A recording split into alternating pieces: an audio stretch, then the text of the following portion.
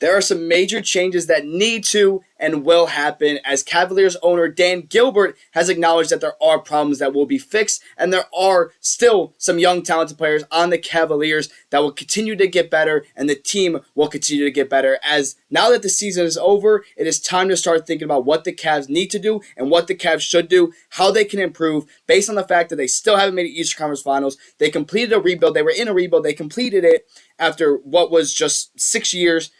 Bad experiences after LeBron left, just a couple years then, and then they end up acquiring Donovan Mitchell, get a 4 seed. They get, to the second round last year. They get to the second round this year, but they cannot quite get over that hump of the playoffs. Looks like they just go soft. Looks like they just cannot quite get over that hump. So what are these changes that need to happen? What did Dan Gilbert say? What is Donovan Mitchell's thoughts about last night and about the future for the Cavaliers? And what can this team do? And before we get started talking about that, go ahead and hit the subscribe button, as you will get a lot of rumors, reports, trades, signings as the offseason soon hits arrival after the season is now over for the Cavaliers, which is so sad. I was at Game 5, had an amazing time, but watching that game was very, very depressing, watching them go up by 19 points just to blow it again. Of course, it was an early lead, so it's not as disappointing or whatever. But anyway, so what are these changes that need to happen? What is going to happen? Let's start by looking at Dan Gilbert's original tweet. This is what he tweeted.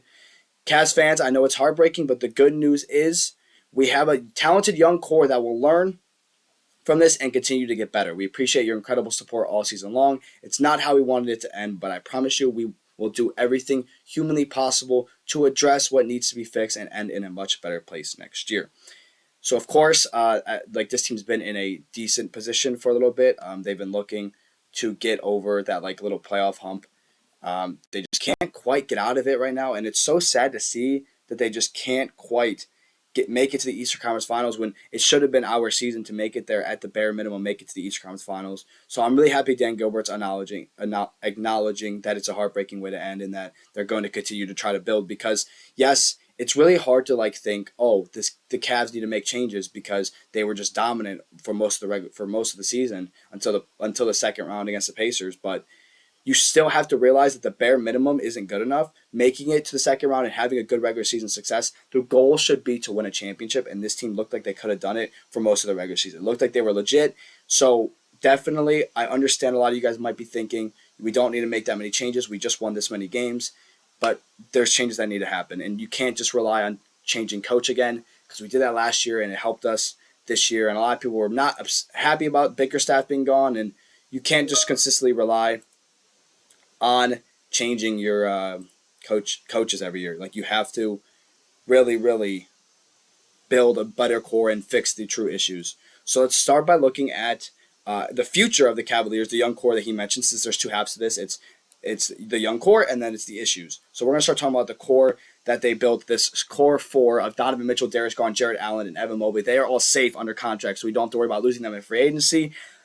You might want to be worried about losing them via trade, although I wouldn't call it worrying, because for the most part, there's two guys on this list that I think you should totally be okay with trading, but that is that is a little off topic from what this main conversation is about, but I am going to talk more about those two players. But Donovan Mitchell is under contract to 2027. Obviously, this is your star player who had some thoughts about the game itself and the future of the Cavs. I'm going to go show you that right now. Y'all going to write us the fuck off, man. But we'll be back. We let City down, let each other down. We'll be back. Yeah, sorry for that language. But anyways, Donovan Mitchell had some thoughts about everything going on, about the future with the Cavs, basically. He said they're going to count us out. We were kind of counted out for a lot of the season. People were calling us frauds. I remember everyone saying, this team will never beat the Boston Celtics in a 7-game series. And I was really defending this Cavs team. I thought they looked elite. But to be fair, anytime a team loses their star player, literally most of their players just say, we'll be back. It's more than just saying we'll be back. Show us that you'll be back. Show us that you're good enough to do it. Now let's kind of break down the full contracts of the Cleveland Cavaliers. We'll find it here eventually. There we go. Darius Garland, Donovan Mitchell, DeAndre Hunter. You kind of can see. So the main thing you want to look at is the the guys with like second year. So you see Ty Jerome, Sam Merrill, Tristan Thompson, Javonte Green. Those guys aren't signed till next year. Those are the big guys you want to look at, and then you also want to look at guys that are signed for like 2 years. So guys that don't have a third year, which is like Dean Wade. That's actually basically it. There's like guys with options like Tyson and everything. He's on a rookie deal.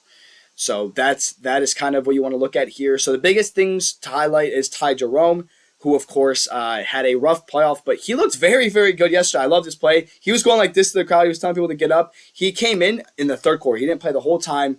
Kenny X, they said, you know what? We got to make a change now, and they ended up changing it. They threw in Ty Jerome. He had 2 threes, was getting the crowd going. I loved what he did. He might have earned his money. He might have earned a contract extension from that, and personally, I think the Cavs should re-sign Ty Jerome, and I'll kind of break that down more. So, you see a lot of the contracts, the big core 4, as I showed you earlier, are signed for a while. But let's talk about Max Strus for a second. So I want to talk about some guys I think should stay, some guys that shouldn't stay. Max Strus is the first one. He sent a text to the Cavs group message, to the Cavs group chat, and said, if you aren't ready to work, don't show up. Well, I don't know if Max Strus showed up. I think that he was talking about himself. You know, he doesn't want to work, so he didn't show up. Or maybe he did show up. Or maybe he got in his own head. Because what he did yesterday, 0 for 9 in 28 minutes of play. Yeah. Very, very disappointed to see how his performance was. I love Max Strus as a player. I think he has so much upside on him. Just a great defender, gives it his all, great hustle guy, and can create his own shot, but also just shoots well off the catch. But unfortunately, in the playoffs, he didn't do that well. He had a great game. Billy defended him, and I was thinking, you know what, we were wrong about Strus, and as he said, but yesterday was unacceptable. I was at Game 5, so yesterday, and it was a great experience, had fun, but the result is what matters the most, and the result was not great, and it was very, very heartbreaking to be there.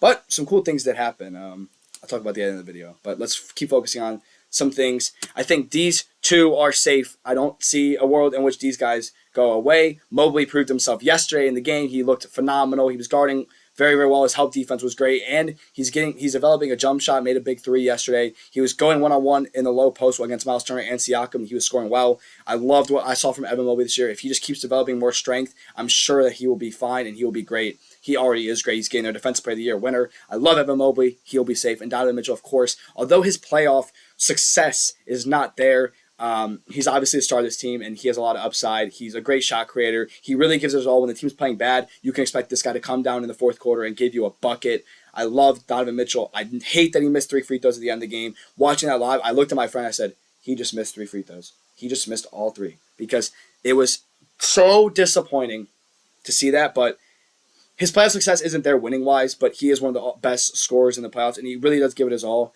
And I think Donovan Mitchell will be safe. And I talked about Strus, how he will not be safe.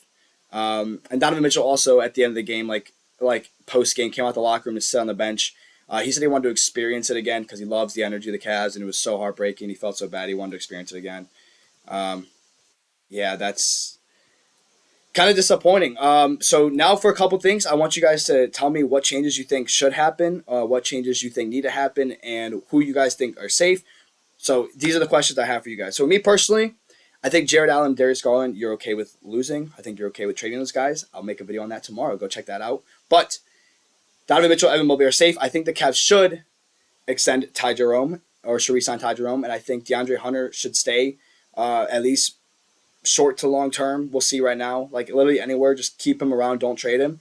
I think Jarrett Allen and Darius Garland are on the trade block. I think Max Strus are on the trade block. I think all these guys you should be willing to trade. I haven't been big on Darius Garland for years, and I'm still, after the way this playoffs have gone, I really think you could be willing to get rid of him. And I know it sucks to say, but what do you guys think? Do you guys agree with me? What major changes are going to happen? Dan Gilbert acknowledging that there's major changes. Hopefully he's better at that than he is at arena effects, because the Cavaliers machine, if you know, look it up. One used for $500K, whatever. But I hope he's better at that than he is, better at making changes than he is with the arena effects. But anyways, let me know what you guys think about what the Cavs need to do. And as always, thank you guys for joining me, as there will be a lot. Hit the subscribe button because there will be a lot going on as the Cavs regular season ends, but these changes and rumors come.